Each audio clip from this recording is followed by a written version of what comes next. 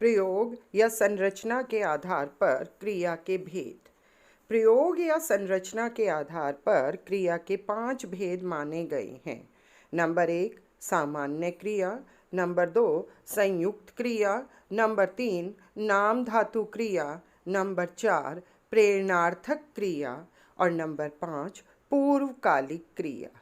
अब हम संरचना के आधार पर इन्हीं 5 भेदों का विस्तार पूर्वक वर्णन पढ़ेंगे।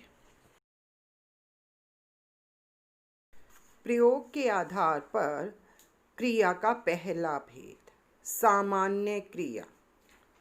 जब क्रिया एक पद में हो उसे सामान्य क्रिया कहते हैं। उसके साथ कोई सहायक क्रिया ना हो, रंजक क्रिया ना हो, तो क्रिया का रूप सामान्य होता है।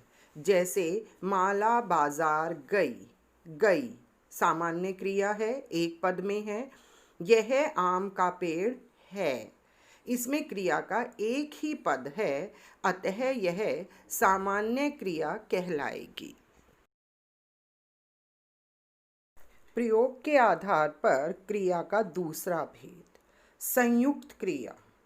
जब 2 या 2 से अधिक क्रियाओं से बने क्रियापद एक ही क्रिया के रूप में प्रयोग किए जाते हैं तो उसे संयुक्त क्रिया कहते हैं।